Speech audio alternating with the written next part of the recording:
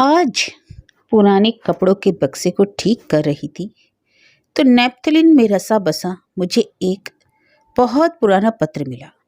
गत माह मैंने फिर एक कन्या को जन्म दिया है। पंडित जी ने कहा मकर राशि, मिथुन लग्न में जन्मी है। इसी से नाम कहा गंगा।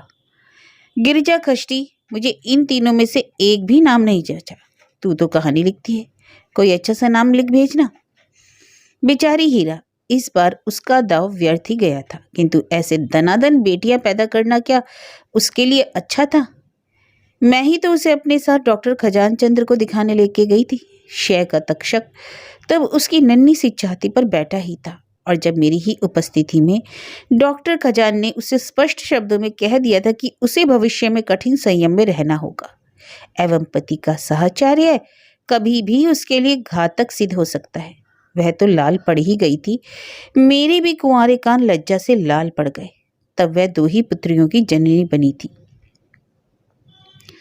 उसके बाद जब भी छुट्टियों में घर जाती तो सुनती उसने फिर एक पुत्री को जन्म दिया है। यह लंबा सिलसिला वर्षों तक चलता रहा। जब भी उससे मिलने जाती देखती एक कन्या उसकी गोद में है, दूसरी पेट में। पुत्र की कामना को व्यर्थ कर जब उसकी 7वीं पुत्री ने जन्म लिया तो वह कंकाल मात्र रह गई थी। मैं सोचती थी कैसे विवाह करेगी इन 7 पुत्रियों का, किंतु पुत्रियों को ब्याहने में उसे विशेष कष्ट नहीं हुआ। गोरी उजली गंधर्व कन्याओं सी उसकी पुत्रियां जहां 17-18 वर्ष की होती उनके रूप गुणों की चर्चा उनके लिए स्वयं रिश्ते ढूंढ लाती। सबसे छोटी का नाम मैंने ही धरा था, ललिता। उसी के लिए हीरा को सबसे अधिक चिंता थी। तेरे जीजा जी ने इसे ऐसे सिर पर चढ़ा लिया है कि कहीं से बात आती है तो कहती है नहीं मैं अभी पढ़ूंगी। कितना समझाती हूँ पढ़ लिख कर क्या करेगी, नौकरी करेगी? कहती है हाँ करूंगी। बाबूजी ने मेरी कुंडली देखकर कहा है प्रभुत विद्या है मेरे भाग्य में और विदेश यात्रा का स्पष्ट स्थिर योग है। वही स्थिर योग तो उसे ले डूबा। पिता को वह देवज्ञ मार्तंड मानकर ही पूछती थी। विद्या संबंधी उनकी भविष्यवाणी जब पूरी हुई और उसने संस्कृत भूगोल में एमए कर मुझे पत्र लिखा तो मैंने उसे एक बार फिर समझाया। देख ललिता, यह डबल एमए का युग्म गौरव मुझे तेरे भविष्य के प्रति अखरता है। क्या करेगी इन डिग्रियों का? क्या केवल दूसरे विषय में एमए करने की उत्कंठा तुझे स्वयं अपनी कुंठा को छिपाने का प्रयास नहीं लगता? यदि करना ही था तो संस्कृत के ही किसी शोध कार्य में जुट जाती। पर वह मुझसे शायद नाराज हो गई थी। उसने कोई उत्तर नहीं दिया। इसे भी सुना हीरा नहीं रही। मैंने जब ललिता को अंतिम बार देखा वह इंटर की परीक्षा देकर घूमने अपनी बड़ी बहन के पास नैनीताल आई थी। लंबी छरहरी कराल यष्टि बरौनियां देखकर लगता ही नहीं था कि असली हैं। उनकी स्वाभाविकता मुझे असंदिग्ध लगी। बेचारी लड़की शायद जानती भी नहीं होगी कि अब नकली भवें भी खरीदी जा सकती हैं। उसकी कांचन देह से भी अधिक आकर्षक थी उसके हृदयाकार चेहरे की निर्दोष छवि। उसकी उसी छवि से मुग्ध होकर मैंने जीजाजी को उसके लिए अपने भतीजे का रिश्ता भी भेजा था, किंतु लौटती ही डाक से मेरा प्रस्ताव उस मूर्ख लड़की के पान के पत्ते सा फेर दिया था। आज वही सुपात्र एक मल्टीनेशनल कंपनी में बादशाह सी शानो शौकत से नौकरी कर रहा है। मुझसे बार बार क्षमा मांगकर जीजाजी ने लिखा था। उसका प्रारब्ध ही शायद उसे ऐसा जिद्दी बना गया है। यह रिश्ता फेरने में मुझे मृत्यु तुल्य कष्ट हो रहा है, पर उसे भी कैसे दोष दूं? तब क्या जीजाजी ने पुत्री के ललाट लिखित प्रारब्ध को बांच लिया था? दूर संपर्क की उस ममेरी बहन का विस्मृत चेहरा इतने वर्षों बाद उसका पत्र हाथ में लेते ही फिर आंखों में तैर उठा। जिसने भी उसका नाम धरा था ठीक ही धरा था। स्वभाव से, रूप से वह सचमुच हीरा थी। दुबली पतली नाजुक हीरा का विवाह हुआ तो शायद 16 की भी नहीं थी। नथ पहनने के अदना उत्साह में अपनी सुतवा नाकिस में टोका से चिन्ह को बड़ा कराने में मेरे पास आई थी। मैंने ही मयूर पंख की डंडी को तराश कर उसकी नाक में पहना जल बिंदु से डंडी को सिक्त किया था, जिससे फूली डंडी से छिद्र बड़ा हो जाए और मेरी अंतरंग बाल्य सखी अनायास ही अपने विवाह के दिन नथ पहन ले। जब कन्यादान के गोट में उसके विवाह का सुहाग गाया जाने लगा, मेरी नानी रानी मांगे सोगा बढ़ेला, तो मुझे लगा स्वयं मेरा ही एक अंग धीरे धीरे मुझसे विच्छिन्न हो रहा है। इसके बाद वर्षों तक मैं उससे मिल नहीं पाई, पर 7वीं पुत्री के जन्म की सूचना देकर उसने मुझे नाम धरने का आग्रह किया तो मैंने भुनभुनाकर उसे लिखा था, क्या दर्जन पूरा करने का इरादा है? अब बस भी कर। मैं क्या जानती थी कि मेरा कहना वह इतनी जल्दी मान लेगी। वही ललिता उसकी औचन पौचन रही। फिर वर्षों बाद अचानक ललिता मुझे अल्मोड़ा में मिली। हीरा की मृत्यु के बाद उस परिवार से मेरा संबंध ही टूट गया था। एक मोटा खुरदुरा काला शॉल ओढ़े वह कपड़े की दुकान से खरीदारी कर बाहर निकल रही थी। बेहद ठंड थी। 3 दिन लगातार बर्फ पड़ने के बाद हवा की तीखी धार को सन की मौसम ने जैसे पत्थर पर घिसी छुरी सा तेज बना दिया था। इसी से शायद उसने नाक मुंह भी शॉल का बुरका सा बना ढांप लिया था। गोरी उंगलियों की दमक और चौड़े माथे की चमक देखकर ही मैं प्रभावित हुई थी। पूर्व परिचय का न सूत्र था न छोर। हाथ का बंडल नीचे रख वह अपना मोंडा महीन छाता खोल ही रही थी कि मैं ठिठक गई। भगवान, हीरा तो मर खप गई, यह क्या उसका भूत है? मैं बड़ी अशिष्टता से उसे आंखें फाड़ घूर घूर कर देख रही थी। यह मैं स्वयं ही भूल गई। मेरी अशिष्टता उसे बाद में अखरी। उसके अत्यंत रूखे प्रश्न के का चाटा मुझे सहसा तिलमिला गया। कहिए, ऐसे क्या देख रही हैं मुझे? मुझे तो स्मरण नहीं पड़ता मैंने आपको कहीं पर।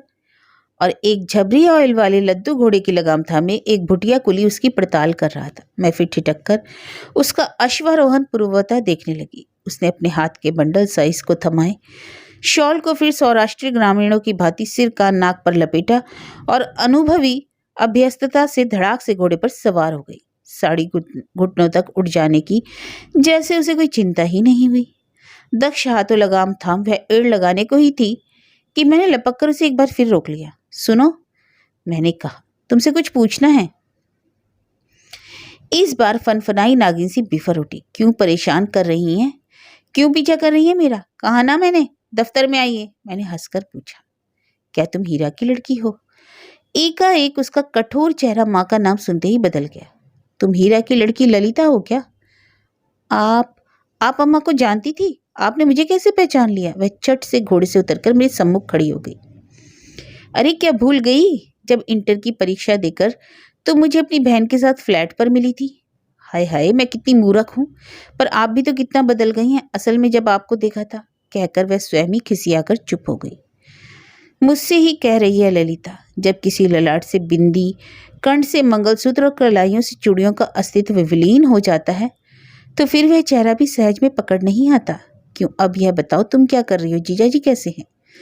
मैं अब हेड मिस्ट्रेस हूँ मौसी। बाबूजी ठीक है। बीच बीच में उनका पुराना श्वास रोग उमड़ आता है। फिर उसकी बारी थी। वह हाथ ससकर मुझसे प्रश्न पूछती जा रही थी और एक एक प्रश्न साथ साथ उस मनहूस शॉल में से भ्रामक बनकर उसकी व्यस्त से के एक एक वर्ष जैसे घटते जा रहे थे। यह तो 16 वर्ष की हीरा ही जैसे पान खाकर मेरे सम्मुख खड़ी हो। अपनी नुकीली जीभ निकालकर पूछ रही है। खूब लाल हो गई ना? 2 ही पान खाकर आई है। अभी जानती हैं कुंती बुआ क्या कहती है? प्यारी को पान, कुंवारी को मेहंदी, गोरी का काजल, काली को बेंदी। अच्छा, तो तेरा दूल्हा तो तुझे खूब प्यार करेगा, यही कहना चाहती ना? चल हट। उसने मुझे शर्माकर धकेल दिया। मौसी, मैं आज रात अपनी एक अध्यापिका के यहाँ रुकूंगी, कल सुबह की बस से जाऊंगी। चलिए ना मेरे साथ, बाबूजी आपको देखकर कितना खुश होंगे। जागेश्वर के दर्शन भी कर लेंगी। मैं जानती थी जागेश्वर मंदिर का शीर्ष हीरा के बरामदे से दिखता था। ब्रह्मकुंड से एक पतली सर्पिल पगडंडी ठीक उसके घर तक पहुंचती थी। ठीक है, चलूंगी ललिता, सुबह मुझे यहीं से साथ ले लेना। अब तू देर मत कर। सुना है अब अल्मोड़ा की सड़कें भी निरापद नहीं रह गई। संध्या 6 बजे से ही नशे में मदालस युवकों का उन्मत्त आचरण स्वचक्षुओं से देख मैं कई बार मनी मन शुद्ध हो उठी थी। क्या यह वही अल्मोड़ा था जहां 20 वर्ष पूर्व ग्रह का तरुण पुत्र बिना पिता की आज्ञा के कान में यज्ञोपवीत डाले लघु शंका से भी निर्वित होने की धृष्टता नहीं कर सकता था? दूसरे दिन वह तड़के ही मुझे लेने आ गई। तेरा चेतक? मैंने हंसकर उसे छेड़ा। पहले वह नहीं समझी, फिर ठठाकर हंसी। वह हमारे जाने तक वहां पहुंच चुका होगा। मैंने सही से कह दिया कि वह एक घोड़ा मंगवा लेगा। घर तक बेहद तीखी चढ़ाई है। तब सुन, मैंने कहा, कैसी भी तीखी चढ़ाई है, मैं इस 1.5 फुटे खच्चर पर नहीं चढ़ूंगी। बस पहुंची तो धूप निकल आई थी। पनुआनोला से जागेश्वर तक की भव्य विधिका मुझे संसार की अब तक देखी सब विधिकाओं से सुंदर लगती है। चारों ओर अद्भुत निस्तब्धता, देवद्रुमों की हिम शीतल बयार का स्निग्ध स्पर्श जैसे कोई रह रहकर माथे का पोल कंधों पर आइस बैग रख रहा हो, झिंगुर की लयबद्ध झंकार और कदम कदम पर दिव्य प्राचीन भग्न मंदिरों की भव्य झांकी। वह रहा हमारा मकान जहाँ छत पर कद्दू सूख रहे हैं। उसने बड़े उत्साह से चाल और तेज कर दी, पर मेरा एक एक पैर मन भर का हुआ जा रहा था। उन व्यर्थ सूखते विराट कद्दुओं का इतिहास स्वयं उसके बाबूजी ने ही बताया था। हम पहुंचे तो गृह स्वामी एक धोती पहने अपनी नंगी पीठ को एक लंबी पेंसिल से खुजा रहे थे। बड़ी देर कर रही हो बेटी, मैं तो सोच रहा था कि कल शाम ही आखिरी बस से लौट आओगी। उन्होंने शायद पहले मुझे नहीं देखा, फिर अचकचा कर उठे और खूंटी पर टंगा कुर्ता पहनकर एक बार मुझे और एक बार ललिता को देखने लगे, जैसे पूछ रहे हो ये किसे ले आई। मैं खड़ी ही थी। क्यों बैठने को नहीं कहेंगे जीजा जी, मैंने हंसकर कहा। कभी तो आपने मुझे उठाकर मुंह से धरने की इच्छा प्रकट की थी, अभी भी नहीं पहचाना। एकाएक उनके क्लांत चेहरे पर जैसे डूबते सूर्य की समग्र लालिमा उतर आई। अरे कैसा मूर्ख हूं मैं, पर दोष क्या है मेरा। आज शायद 35 साल बाद देख रहा हूं आपको। अहो भाग्य, अहो भाग्य, आपने आज इस दीन की कुटिया को पवित्र तो किया। जा बेटी जल्दी चाय का पानी तो चढ़ा दे। अनेक वर्षों की संचित स्मृतियों ने सहसा कलेजा मरोड़ दिया। अप्सरा से सुंदरी कामदार लहंगे दुपट्टे में गठरी बनी सप्तपदी की अवसन धूम्र रेखा से घिरी नौशे के पास बैठी दही बताशा खाने मुंह नहीं खोल रही थी। मानसून के परिवेश से सब सियाने कुमाऊं के कठोर अनुशासन के चाबुक से भीतर खदेड़ दिए गए थे। रह गए थे वृद्ध पुरोहित, निशे के कुछ मित्र और बन्नी की सखियां। चूहल चुटकियों का बाजार गर्म था। नौशा विवश दृष्टि से बार बार अपने एक जूते को देख रहा था, दूसरा मनचली सालियों ने छिपा दिया था। अब कैसे उठेगा एक जूता पहनकर। तभी पंडित जी का आदेश पाकर वह सहमे डरे हाथों से दही बताशे का कौर नववधु के मुंह की ओर ले गया और उसने लजाकर घुटनों में मुंह छिपा लिया। अरे खा ले, बहुत सजीला दूल्हा मिला है तुझे, मैंने उसके कान में कहा। नौशा कौर हाथ में लिए ही ऐसा गंभीर बना बैठा था जैसे मुंह में दांत ही ना हो। शायद उसने मेरी फुसफुसाहट सुन ली थी। सहसा उसने मेरी ओर बढ़ा दिया था। मैं इतना ही पसंद हूं तो तुम खा लो ना, या तो मुंह खोलते ही नहीं। किंतु वर पक्ष के उसके उद्दंड छोकरे मित्रों की हंसी मुझे अपदस्थ नहीं कर पाई। मैं तो खा ही लूंगी, मैंने गंभीर स्वर में कहा, पर आपको जवाबी कौर में क्या खिलाऊंगी। अजी हमारी चिंता मत करो, तुम्हें देखकर हमारी लार कब से टपक रही है। साली साहिबा तुम्हें उठाकर मुंह में धर लेंगे। और फिर उस चुभती जवाबी चुटकी का उत्तर मैं नहीं दे पाई। और आज इतने वर्षों पश्चात अपने इसी रसिक जीजा जी की अपाद मस्तक बदल गई छवि देखकर कंठ में गहरा सा कुछ अटक गया। कहाँ उस दीर्घागी देह का पिताव वर्ण घने काले केशों की सघन छाया में दब दब दमकता चौड़ा माथा और लड़कियों सी लजीली हंसी में से विलसित लाल अधरों की संयमित परिहास पगी अद्भुत छटा। दोनों कपोल भीतर निमग्न होने से पूरा चेहरा ही बदल गया था। चौड़े कंधे सिमटकर सिकुड़ने से पीठ झुक गई थी। कंकाल सी देह पर कुर्ता पहनने से पूर्व में उनकी पसलियों के ढांचे को स्पष्ट देख चुकी थी। मैंने कमरे की दीवारों पर दृष्टि फेरी। ना जाने कितने वर्षों के कैलेंडर तस्वीरों से दीवार भरी थी। बेटी ललिता तू मौसी के पास बैठ, मैं अभी आया, कहकर वे उठे, कोट पहना और झोला लेकर बाहर निकल गए। मैं समझ गई कि बेचारे मेरे लिए ही जलपान की सामग्री जुटाने तीर सा निकल गए। ललिता चौके में चाय का पानी चढ़ाने गई तो मैं उठकर दीवारों पर लटकी तस्वीरों में अपनी विस्मृत सखी के चेहरे को ढूंढने लगी। एक ही कतार में ललिता की 6 बहनों के पति सहित चित्र लगे थे। अपनी इन सुंदरी दुहिताओं के अनुरूप वर जुटाने में जीजाजी को विशेष प्रयत्न नहीं करना पड़ा होगा। मैं उन्हें देख ही रही थी कि ललिता आ गई। मौसी अपनी फोटो देखोगी, माँ के साथ आपकी भी एक तस्वीर लगी है बाबूजी के कमरे में। मेरी कौन सी तस्वीर है, मैंने तो कभी हीरा के साथ तस्वीर नहीं खिंचवाई। वाह, खिंचवाई नहीं, कैसे नहीं, चलिए दिखा दूं। स्टूल पर चढ़कर एक धूलगढ़ से धूमिल तस्वीर निकाल आंचल से पहुंच कर उसने मुझे थमा दी। ओ, मुझे तो इसकी याद ही नहीं, तेरे बाबूजी ने ही तो हम दोनों की तस्वीर खींची थी। अपनी इस विचित्र सज्जा को देख मुझे स्वयं ही हंसी आ गई। एक सी मखमली बेल लगी जॉर्जेट की साड़ी के साथ हम दोनों ने एक ही काले साटन के ब्लाउज सिलवाए थे। उन दिनों की प्रचलित चुन्नटदार बाहें, कमर में इलास्टिक की चुस्ती और गले में झालर।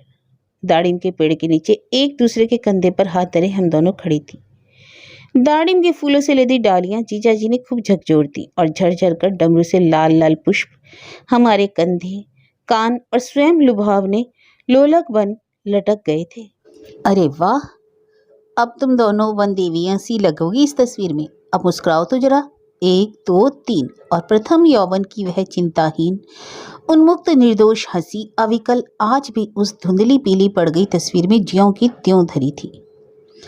अच्छा, वही तस्वीर दिखा रही है मौसी को। हाथ के कागज के 2-3 पुड़े ललिता को थमाकर वे बोले, खूब बढ़िया चाय बनाना ललिता। तेरी मौसी को मसाले की चाय और वेदा होटल की दाल मोठ बहुत पसंद है। उनके सुदर्शन चेहरे की झुर्रियां सहसा उद्भासित हो उठी। मेरा वेदनाक्रांत अपराधी मन खिसिया गया। जिस स्नेही व्यक्ति को आज भी यह याद है कि मुझे वेदा होटल की दाल मोठ और मसाले की चाय बहुत पसंद है, अपने सुखी समृद्ध जीवन के बीच क्या कभी एक क्षण भी मुझे इसकी याद आई? उनकी पुत्रियों को विवाह में मैंने औपचारिक उत्तर भी दिए और शगुन के मनी ऑर्डर भी भेजे। हीरा की मृत्यु का राम स्मरण अंकित कोने से चिरा पोस्टकार्ड भेजने में भी उन्हें तत्परता बढ़ती, पर उसके उत्तर में क्या मात्र औपचारिक संवेदना देने का ही रिश्ता था मेरा? अच्छा हुआ आज ललिता आपको यहाँ खींच लाई। सुनिए जीजा जी, ये आप कहकर मुझे दंड ना दीजिए। मैं स्वयं लज्जित हूँ। जानती हूँ मुझसे बड़ा अपराध हुआ है। इतने वर्षों में मैं आपको एकदम ही भूल गई, पर आप ना कहें मुझे। मेरा गला रूंध गया। अरे नहीं नहीं, कैसी बात कर रही हो? तुम्हें दोष कैसे दूं? हीरा के साथ ही मेरे सब रिश्ते खत्म हो गए। अब क्या अपने लिए जी रहा हूँ? भगवान ने सबको पार लगा दिया, यही बची है। इसके लिए भी कई रिश्ते आ रहे हैं, पर क्या बताऊं तुम्हें, अपनी बहनों जैसी यह नहीं है। वे बेचारियां तो जहां गाय सी बांधी वहां बिना मीन मेख निकाले बंध गई। यह हर रिश्ता फेर देती है, कहती है जब मेरा मन संतुष्ट होगा तभी विवाह करूंगी। अब तुमसे क्या छिपाऊं? वे मेरे पास खिसक आए। एक बड़ा पहुंचा गढ़वाली पंडित मेरा मित्र है, ऐसा दिग्गज तांत्रिक कि जो अनुष्ठान हाथ में ले वही सफल। उसी से मैंने इस नवरात्रि से में यज्ञ करवाया है। कहता है स्वयं लड़की आकर तुमसे कहेगी बाबू मेरी शादी कर दो। क्या मेरी बुराई कर रहे हैं बाबूजी? ललिता हाथ में चाय नाश्ते की ट्रे लेकर हंसती हमारे बीच खड़ी हो गई। उसके उत्फुल्ल कमनीय चेहरे की स्निग्ध हंसी देख मैं मुग्ध हो गई। चौके में जाकर वह अपना मनहूस शॉल, जूते, मोजे, मफलर शायद उतार कर रख आई थी। लड़की यदि स्वयंवरा बनी भी थी तो उसने कोई अन्याय नहीं किया था। अपने रूप यौवन के अनुरूप जीवन सहचर न मिलने पर उसे यदि जीवन भर भी अम्लान पुष्पहार लिए राजपुत्रों की प्रतीक्षा में भटकना पड़े तो कोई दोष नहीं था। उस दिन उसके दरिद्र परिवेश में भी जितनी ही बार मैं उसे देख रही थी, तेजोमय अष्टभुजा का सा वह तेज मुझे उतनी ही बार निर्वाह कर दे रहा था। तो इतनी सी लगती है हेडमास्टर नहीं बनकर, अपने स्कूल की मास्टरनियों को संभाल पाती है या नहीं? मैंने हंसकर पूछा। उसने तो सिर झुका लिया, पर जीजाजी कहने लगे, अरे अजी पूछो मत, सुना था थर थर कांपती हैं इससे सब। मजाल है जो इसके स्कूल की लड़कियां कोई ऐसा वैसा कपड़ा पहन तो ले, सलवार के पांचों की चौड़ाई तक इंच टेप से नापती है ये। प्रत्येक कमरे की सुघड़ स्वच्छ छटा में निश्चय ही उसके हस्ताक्षर थे। ना कोई अव्यवस्था, ना कहीं एक धूल का कण। कोने में कतार पर धरे बक्सों को एक ऊंचाई में साध उनका जंग लगा कलेवर अदृश्य कर उसने दर्शनीय दीवान का रूप दे दिया। रसोई में गई तो देखा चमकते बर्तनों को यथास्थान सजाया गया था। साफ सुथरी मसालों से भरी शीशियां एक कतार में एक ऊंचाई में कवायद से तने फौजियों सी खड़ी थी। वह फिर मुझे अपने कमरे में ले गई। इस आडंबरहीन ग्राम से शायद उसने कभी कदम भी बाहर नहीं रखा होगा, फिर भी अत्याधुनिक लटके इसने क्या पत्र पत्रिकाओं से ही देखकर अपने कमरे की सज्जा में उतार कर रख दिए। एक कोने में एक तख्त पर ही उसका बिस्तर लगा था। दीवार पर हुसैन की झूला की अविकल अनुकृति देखी तो मैं चौंक उठी। अरे यह हुसैन का झूले का रिप्रिंट है ना? रिप्रिंट नहीं है मौसी, मैंने देख देख कर बनाया है। कहाँ से सीखा तूने यह सब? मैंने आश्चर्य से पूछा। सीखा कहीं नहीं, मुझे लगता है एक बार बाबूजी से कहा भी था कि मुझे शांति निकेतन भेज दीजिए, मौसी ने भी तो पढ़ा है वहां पर। माँ ने कहा और भी कई बनाई है मैंने, देखोगी मौसी? वह अलमारी से पूरा बंडल निकाल लाई। उसकी रुचि एवं प्रतिभा देखकर मैं दंग रह गई। अभी एक ऐसे ही कला प्रवंचक के विषय में पढ़ा था जो अपनी जादूगरी उंगलियों से 13वीं-14वीं शताब्दी की कलात्मक कृतियों की हूबहू नकलों से देश विदेश के प्रख्यात कला मर्मज्ञों को झांसा दे सैकड़ों चित्रों को 13वीं शताब्दी के मौलिक चित्र बता बेचकर लाखों रुपए कमा चुका है। मैंने एक बार फिर उसके निर्दोष निर्ही चेहरे को देखा। सच सच कहती हूँ, उद्यत यौवन की एक ऐसी निर्मम हत्या मैंने इतिपूर्व कभी नहीं देखी। अनाकर्षक ढंग से लपेटी गई साड़ी, जिसके आंचल में वह प्रत्येक कार्य को निपटा हाथ पांव झाड़न का काम ले रही थी। पूरी बांह का ठेठ पहाड़ी सलूका, जिसकी अनाड़ी सिलाई में किसी देहाती ढीली दर्जी के बेतुके हस्ताक्षर स्पष्ट दिख रहे थे। मनहूस भूरे रंग की मर्दानी जैकेट, जिसे शायद उसने अपने पिता के पुराने कपड़ों से निकालकर पहन लिया था। लंबे घने केशों को कंघी का चाबुक मार मार कर उन्हें बरबस सीधा कर एक अनाकर्षक टेढ़े जुड़े में बंदी बनाया गया था। फिर भी कुछ अबाध्य लटे ललाट पर आई थी। हाथ के बिने मोजों में विभिन्न स्वेटरों की बची कुची बेमेल बहुरंगी ऊनी का कार्डिगन किसी संतुलित सज्जा का भी संकेत नहीं दे रहा था। अब तक लगभग वैसा ही एक सतरंगी मफलर वह बड़ी उदासीनता से लपेटी थी। फिर भी शिव के कंठ में लिपटे भयानक सर्पसा ही वह उसकी पतली सुडोल ग्रीवा को मंडित कर रहा था। जूते उतारकर उसने कोने में धर दिए थे। क्या इन बूटों को किसी फौजी से आधे दामों में खरीद लाई है ललिता? मैंने पूछा तो वह हंसने लगी। देख तो रही हो मौसी, हमारे घर तक कैसी भयानक चढ़ाई है, कैसी मजबूत चप्पलें क्यों ना हो, 2 दिन भी नहीं चलती। इसी से पिछली बार प्रैक्टिकल इम्तिहान लेने टनकपुर गई तो वहां से खरीद लाई हूँ। पैर भी बच जाते हैं और मोजे भी। यह तो देखकर ही लग रहा है कि टनकपुर से खरीदे। मैंने हंसकर कहा, पर तेरे ये मोजे तो ना बचते तो अच्छा था। अरे क्या कहूँ, समझा समझा कर हार गया हूँ इसे। जीजा जी का करुण स्वर सुन मैं चौंकी। ना जाने कब वे दबे पांव आकर हमारे पीछे खड़े हो गए थे। ना जाने कैसे कैसे कपड़े पहन लेती है। इसकी माँ को पहनने ओढ़ने का कैसा शौक था तुम्हें पता ही है। मजाल है जो दिन भर एक ही साड़ी पहनने पर भी आंचल में एक शिकन तो पड़ जाए। और एक यह है, ना पहनने ओढ़ने का कोई शौक, ना खाने पीने का। मैं ना होता तो शायद यह डबल रोटी खाकर ही दिन काट लेती। अरे कई बार कह चुका हूँ, बेटी उम्र से पहले ही क्यों बुढ़ा रही है, कुछ ढंग के कपड़े ही बना ले, पर ना सुनती है।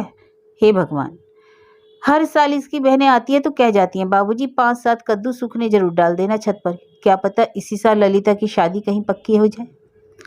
अच्छा तो तभी पीले कद्दू सूख रहे हैं छत पर। मैंने हंसकर म्लान मुखी ललिता को हंसाने की चेष्टा की, पर शायद पिता की बेसुरी शहनाई अच्छी नहीं लग रही थी। वह बूंदे पड़ने लगी। कपड़े उठा लो कहकर बाहर चली गई। तुम तो बहुत लोगों को जानती हो, कभी कोई अच्छा घरवर देखे तो इसका ख्याल रखना, जीजा जी ने धीरे से कहा। किंतु मुझे उसके लिए फिर घरवर देखना नहीं पड़ा। जीजा जी के गढ़वाली तांत्रिक का टोटका व्यर्थ नहीं गया। अच्छे घरवर ने उसे स्वयं ही ढूंढ लिया। दूसरे ही महीने जीजा जी की चिट्ठी आई। ईश्वर ने मेरी सुन ली। जैसा राजपुत्र सा वर ललिता चाहती थी वैसा ही उसे मिल गया। वर पक्ष का आग्रह था कि विवाह 4 ही दिन में निपटा लिया जाए, क्योंकि लड़का पिछले 14 वर्षों से विदेश में है। महीने भर की छुट्टी में स्वदेश आया है। छुट्टियां लगभग खत्म हो चुकी थी, तभी उसने ललिता को मेरी बहन के यहाँ देखा और पसंद कर लिया। तुम्हें क्या, किसी को भी सूचित नहीं कर सका। विवाह के दूसरे दिन लड़का विदेश चला गया। ललिता यही है, तुम तो जानती ही होगी। अब सुना है कि विदेश जाने में 20 अड़ंगे लगते हैं।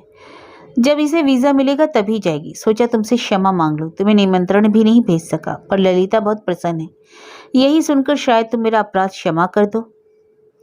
मैं बार बार यही सोच रही थी कि जिस विवर्ण जीर्ण पोटली में वह अपना यौवन बंद रखती थी, उसके प्रवासी नौशे ने उस पोटली के भीतर छिपे उस आदित्य रत्न को कैसे देख लिया।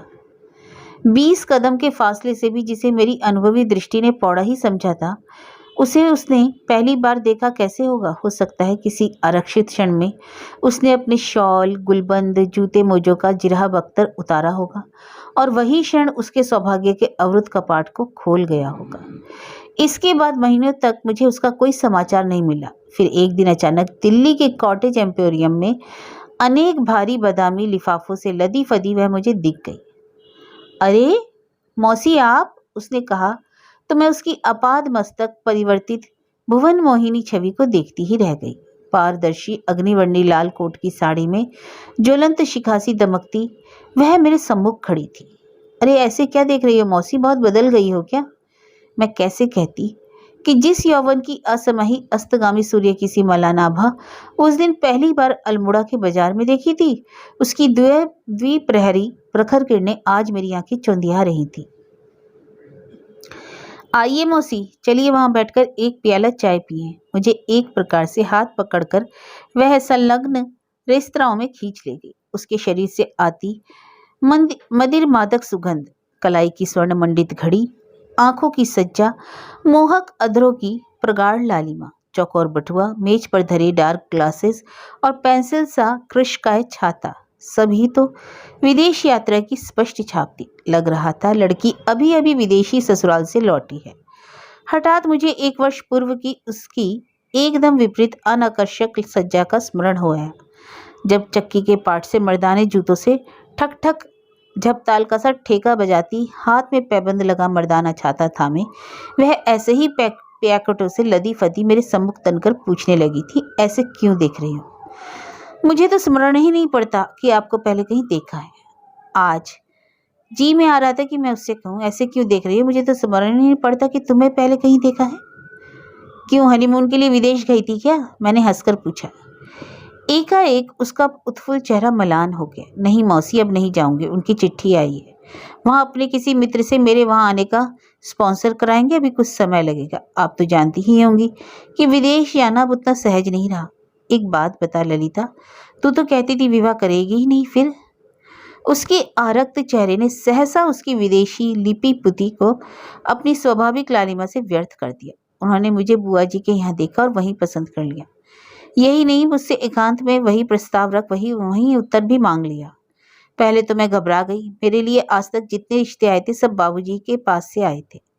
मैंने तब एक एकांत में किसी पुरुष से बात तक नहीं की थी। कहने लगे, यदि जीवन सहचर पसंद हो तो हाँ या ना कहने में समय नहीं लगाना चाहिए। जैसे मैंने तुम्हें देखते ही दृढ़ निश्चय कर लिया था कि ईश्वर ने इसे मेरे लिए ही गढ़ा है, ऐसे ही मुझे एक ही दृष्टि में देखा। मेरे गुण दोष परख तुम भी अपना निर्णय इसी क्षण ले लो, और मैंने ले लिया।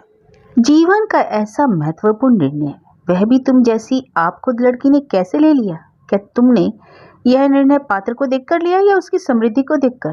अपनी बड़ी बड़ी भूरी भूरी निष्कपट आंखों से उसने बड़ी निर्भीकता से मेरी ओर देखा और किसी भोली बालिका से निर्दोष स्मित से उसका पूरा चेहरा उद्भासित हो उठा। मैं सच कहती हूँ मौसी, मेरी जगह यदि आप होती तो आप भी शायद यही निश्चय कर लेती। ना जाने उसके किस पक्ष के सम्मोहन ने मुझे उस दिन अवश कर दिया। जैसा विद्वान वैसा ही विनम्र, जितना ही गंभीर उतना ही विनोदी। जितनी ही बार उन्हें देखती स्वयं अपनी हीनता मुझे कुंठित कर देती। मुझ में था ही क्या जो उन्होंने मुझे पसंद कर लिया? पगली, मैंने उसके हाथ को थपथपाया। तू स्वयं अपने इस दिव्य व्यक्तित्व के प्रति अचेतन है और यही तेरा सबसे बड़ा आकर्षण है।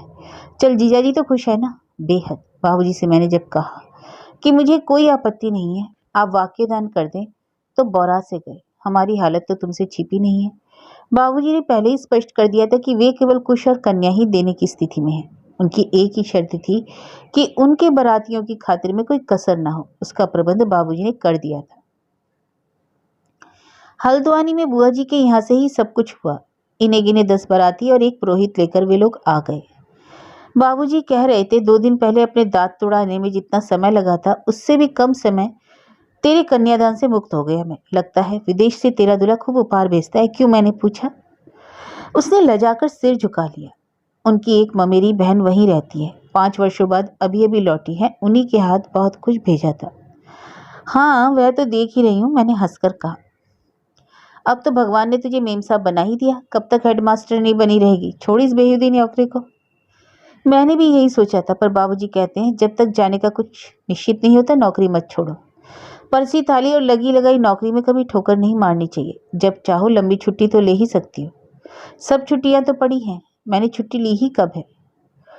ठीक ही तो कह रही थी बेचारी। उसके नीरस जीवन में अवकाश के मधुर क्षण आ ही कब थे। मैं चुपचाप उसे देखती रही। एक नवीन अभिज्ञता मुझे बार बार झकझोरने लगी। मानस की पंक्तियों का भ्रम सत्य एक बार फिर उस अभिज्ञता को पुष्ट कर गया।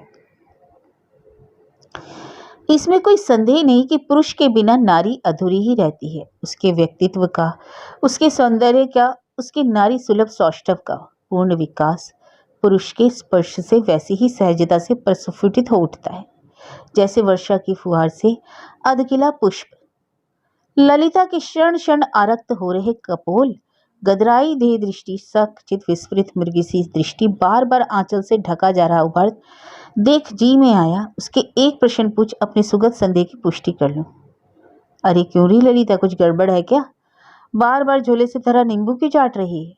पर फिर कुछ पूछा नहीं। वह चली गई तो मैं उसे तब तक देखती रही जब तक वह दृष्टि से ओझल नहीं हो गई। मैंने देखा छंद सा उसके मनोहारी पद विन्यास को। एक में नहीं, मैं ही नहीं, मेरे सामने बैठी युवा छात्रों की टोली भी उसी मुग्ध दृष्टि से देख रही थी। इसके बाद कई महीनों तक मुझे उसका कोई पत्र ना मिला, ना ही मैं उसकी खोज खबर ले पाई। अचानक एक दिन उसकी बुआ से एक विवाह में भेंट हो गई। उन्हीं से सुना जीजा जी नहीं रहे। विवाह की उस परिचित गरज तरज में मुझे बार बार उस प्रिय स्नेही चेहरे की स्मृति विहल कर उठी। अरे क्या हुआ उन्हें? मैंने पूछा। बीमार तो थे ही, रात को सोए तो सोए ही रह गए। ललिता वहीं थी क्या? मैंने पूछा, क्योंकि उसने कहा था मार्च तक वह निश्चित रूप से विदेश चली जाएगी। और कहाँ जाएगी या भागी? उसी का धक्का तो ले गया उन्हें, उन्होंने रुष्ट स्वर में कहा। क्यों, क्या हुआ उसे? मैंने घबरा कर पूछा। होगा क्या, कितना समझाया था दद्दा को, ऐसे अनजान पात्र को बिना देखे परखे शादी मत करो। करना ही है तो मेरा भतीजा दिनुआ क्या बुरा है? असल में मैंने छोकरी को उसी को दिखाने बुलाया था। LIC में क्लर्क है, भले ही इंटर पास हो, वहां का चपरासी भी 500 पाता है। पर बीच ही में न जाने कहां से ये करम जला टपका। कितना समझाया था दोनों को, पर वहां तो बाप बेटी को फौरन दामाद वाले सपने दिखने लगे। तूने तो देखा है दिनुआ को, कैसा कार्तिक कैसा दिखता है? हाँ, मैंने दिनुआ को देखा था। बालों का सस्ता जमादारी फुग्गा पनाए, ट्री घिसी टांगों वाला उस झनके से छोकरे को भला सूची संपना ललिता कभी पसंद कर सकती थी? फिर क्या हुआ? मैंने पूछा। होता क्या, वही हुआ जो हमने कहा था। इतने में ही बारात आ गई का शोर हुआ और ललिता की बुआ मुझे अधूरी जिज्ञासा में ही डूबती उतरती छोड़ बारात की भीड़ में विलीन हो गई। उन्होंने क्या कहा और क्या हुआ, इसके जानने का कोई उपाय नहीं रहा। बारात की रेलम पेल में वे कहाँ खो गई मैं जान ही ना पाई। जिज्ञासा का अंत हुआ 2 महीने बाद। इस बार फिर मैं एक विवाह में सम्मिलित होने अल्मोड़ा गई तो थोड़ी बहुत अभिज्ञता बटोर पाई। जब 1 वर्ष तक प्रवासी जमाता ने उनकी पुत्री को विदेश बुलाने का सामान्य सा प्रयास भी नहीं किया, तो उन्होंने एक प्रकार से धकेल कर ही पुत्री को वहां भेज दिया। इस दिरागमन की सामग्री जुटाने में बेचारे लुट गए थे। वहां से ही टिकट भेजने का आश्वासन जमाता ने दिया था, पर वहां टिकट तो दूर, जब चिट्ठी आनी भी बंद हो गई तो उनका माथा ठनका। कुछ रुपए फंड से लिए, खेत गिरवी धरे, अल्मोड़ा जाकर अपने कुछ दुर्लभ ग्रंथ भी बेच आए, कुछ इष्ट मित्रों से कर्जा लिया और स्वयं दिल्ली जाकर पुत्री को पतिगृह के लिए विदा कराए। इस दिरागमन के लिए उन्हें अपना सर्वस्व दांव पर लगाना पड़ा। वहां जाकर प्रवासी पति की भरी पूरी गृहस्थी देखकर बेचारी ललिता गिरती पड़ती उल्टे पांव क्यों लौट आई और क्यों एक बार फिर अरण्य स्थित उसी ग्राम के स्कूल की हेडमास्टरनी बन गई। यह रहस्य सबके लिए गूढ़ रहस्य ही बना रह गया। बाप बेटी दोनों ने अमानवीय दुस्साहस से होठ भींच लिए। यह सब सुनकर जी न जाने कैसा हो गया। उस भोली पितृमात्रहीना लड़की पर क्या बीत रही होगी, यह सोच सोच में व्याकुल हो उठी। मेरे पास कुछ एक ही दिन का समय था। दूसरे ही दिन काठ गोदाम से मेरा रिजर्वेशन हो चुका था। एक ही दिन में उससे मिलकर क्या लौट पाऊंगी? दिन भर इसी उधेड़बुन में पड़ी रही।